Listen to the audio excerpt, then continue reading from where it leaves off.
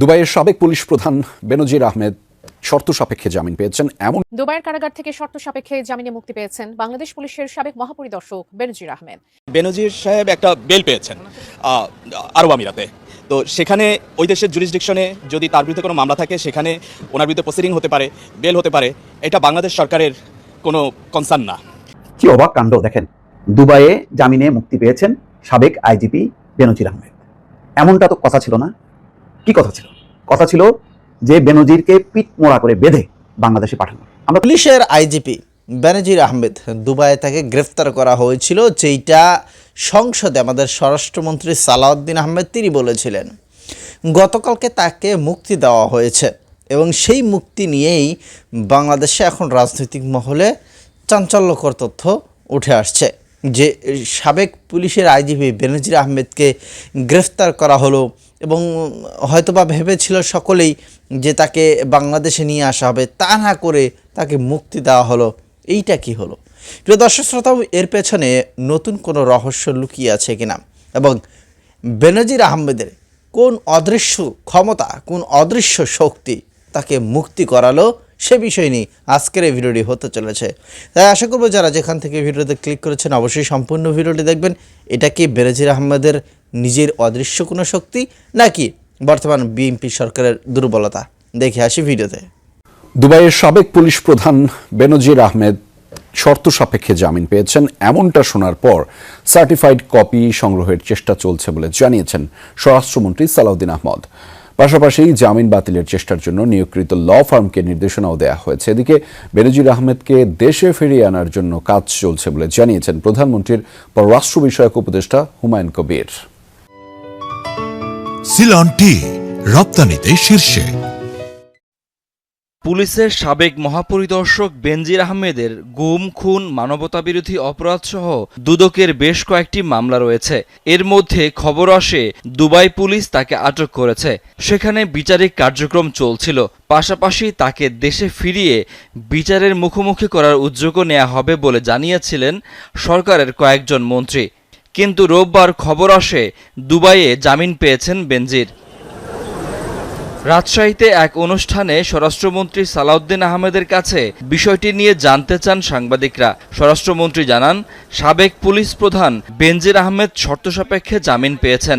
আদেশের certified copy সংগ্রহের চেষ্টা চলছে। আমরা ল ফার্ম নিয়োগ করেছি, কয়েকদিন আগে ল ফার্ম নিয়োগ করেছি।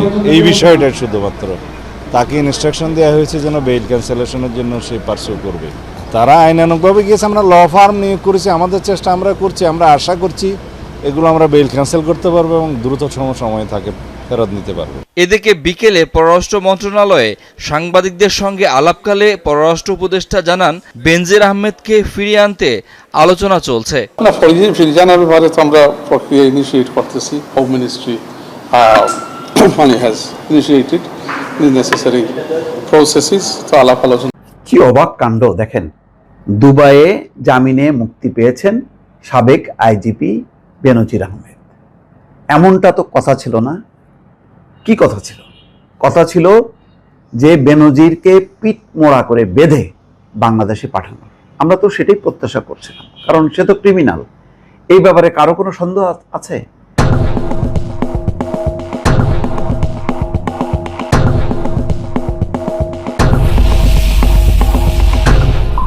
বাংলাদেশে যে পরিমাণ লুটপাট, দুর্নীতি এবং গণহত্যা এক বেনজিরের মাধ্যমে সংঘটিত হয়েছে, এটা নজিরবিহীন ঘটনা। এইরকম একটা ক্রিমিনাল দুবাইতে ধরা পড়ার পর আমরা সবাই ভাবলাম যে এইবার খবর আছে বেনজিরের। বেনজিরকে দুবাই গভর্নমেন্ট পাঠায় দেবে এবং বাংলাদেশে তার বিচার হবে। এবং শুধু বিচার না, তার আগে এই হাসিনার নানা অপকর্ম, দুর্নীতি, হত্যাযজ্ঞ সব ফাঁস হবে।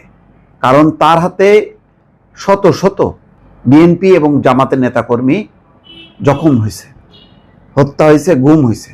বহু ঘটনার সাক্ষী হচ্ছে এই বেনজির, যার নির্দেশে বাস্তবায়ন করছে, শেখ হাসিনার নির্দেশে বাস্তবায়ন করছে। তারপর লুটপাট ওপেন সিক্রেট, যার কারণে শেখ হাসিনা তাকে রক্ষা পর্যন্ত করতে পারেনি, তাকে পগার পার করে দিছে, যাও বাবা তুই বিদেশে যা, দেশে থাকলে আমি আর রক্ষা করতে পারতেছি না। কারণ কি রিসোর্ট, সাফেনা রিসোর্ট না কি জানি একটা গোপালগঞ্জে করছে। গোপালগঞ্জে হিন্দু সংখ্যালঘু, তারপর গরিব মানুষদের জমি জমা দখল করে, সেখান থেকে শুরু করে পাহাড়ে সেই খাগড়াছড়ি, রাঙামাটি, বান্দরবন, কোনো জায়গায় তার মানে জমি জমা বাকি নেই। সারা বাংলাদেশে ছড়াইছে, কারণ শত শত কোটি টাকা, এই কোথায় টাকা এটা বিনিয়োগ করবে আর কত পাচার করবে। কিছু করছে বাংলাদেশে, বাংলাদেশ কিনতে কিনতে, জমি কিনতে কিনতে সে বাংলাদেশের একটা অন্যতম বড় জমিদার। সবগুলো জমি মিলাইলে একটা মোটামুটি একটা জেলা উপজেলা হয়ে যায়। এইরকম দুর্নীতিবাজকে জামিনে মুক্তি দিছে, বাহ, তার মানে জামিন নিয়ে এসে দুবাইতেই থাকবে। আসলে যেটা হয়েছে, যারা বড় দুর্নীতিবাজ, বড় অপরাধী, আসলে তাদের বিচার হয় না। তাদের কাছে শুধু বাংলাদেশ না, তাদের কাছে দুবাইও কাবু।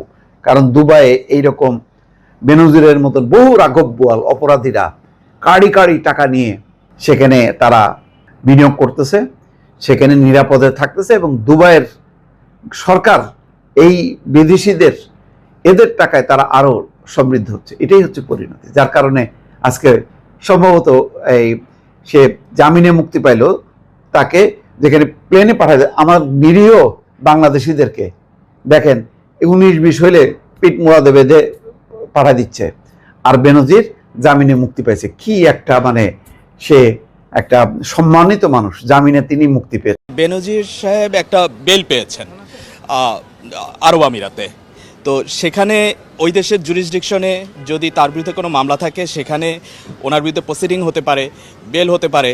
এটা বাংলাদেশ সরকারের কোনো কনসার্ন না।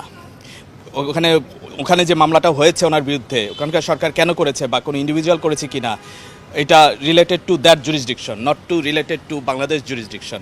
But what Bangladesh government can do, বাংলাদেশের গভর্নমেন্ট যেটা করতে পারে সেটা হলো এক্সট্রাডিশন প্রসিডিং ইনিশিয়েট করতে পারে। বিকজ তার বিরুদ্ধে কনক্রিট এভিডেন্স আছে, হার্ড এভিডেন্স আছে, এবং সে মানি লন্ডারিং করেছে, বিভিন্ন ধরনের ক্রাইমের সাথে জড়িত ছিলেন। সেই প্রেক্ষিতে উনি বাংলাদেশ সরকার ওইখানে এক্সট্রাডিশন প্রসিডিং ইনিশিয়েট করতে পারে।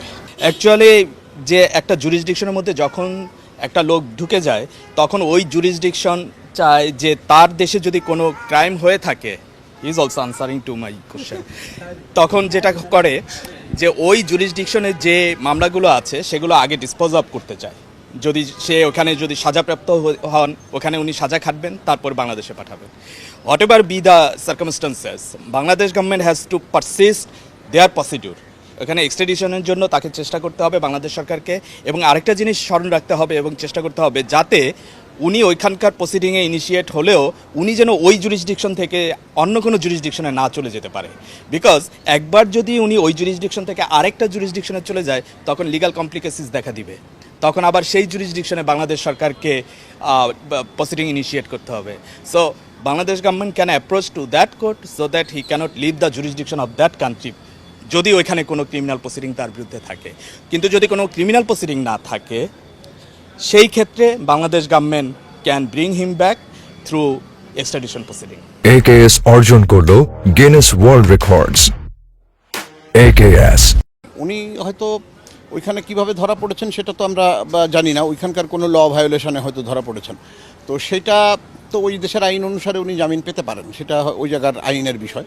কিন্তু আমাদের দিক থেকে, বাংলাদেশের দিক থেকে যে বিষয় সেটা হলো যে এই ধরনের কোনো ব্যক্তিকে যদি দেশে ফেরত আনতে হয়, তাহলে উনি যে রাষ্ট্রে আছেন সেই রাষ্ট্রে বাংলাদেশের বিচারের যে সকল তথ্য উপাত্ত এগুলো ওখানে ওই রাষ্ট্রের পররাষ্ট্র মন্ত্রণালয়ের মাধ্যমে ওদের যে বিচার মন্ত্রণালয় ওখানে জমা দেওয়া, এবং সেই জমা দেওয়ার পরে তারা বিবেচনা করে দুভাবে এই এক্সট্রাডিশন হতে পারে। একটা হলো ওনাদের সাথে যদি আমাদের কোনো এক্সট্রাডিশন চুক্তি থাকে, তাহলে সেই চুক্তির আওতায় তারা এক্সট্রাডিশন করতে পারেন, অথবা টেম্পোরারি একটা ইস্যুতেও এক্সট্রাডিশন হতে পারে।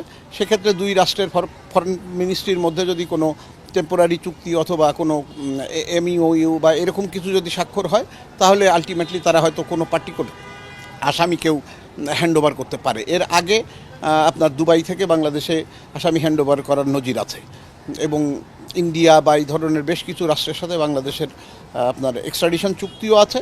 এবং এক্সট্রাডিশন চুক্তি না থাকলেও আসামি হ্যান্ডওভার করার যে প্রক্রিয়া, যে আমরা উনি এখানে বিচারাধীন ব্যক্তি, তার বিরুদ্ধে যে অভিযোগগুলো আছে কী পরিমাণ গুরুতর অভিযোগ ইত্যাদি, সেই দেশের রিকোয়ারমেন্ট অনুসারে এইগুলো তথ্য উপাত্ত দিয়ে তাকে ফেরত চাওয়া যেতে পারে। এটাতে আলটিমেটলি কোনো জটিলতা নেই।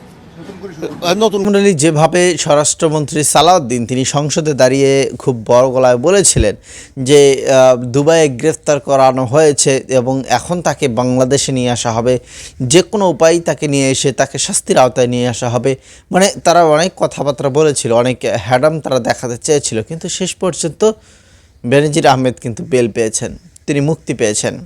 তিনি হয়তোবা আর কখনো ধরা পড়বেন না। এত বড় মাছ জালে পড়েছিল, ধরাও পড়েছিল, কিন্তু সেই মাছ আবারও খালই থেকে বেরিয়ে গেল। সেই মাছকে কি আরও ধরা সম্ভব? দর্শক মণ্ডলী, হয়তো আমি একটু গ্রাম্য ভাষায় কথা বলছিলাম।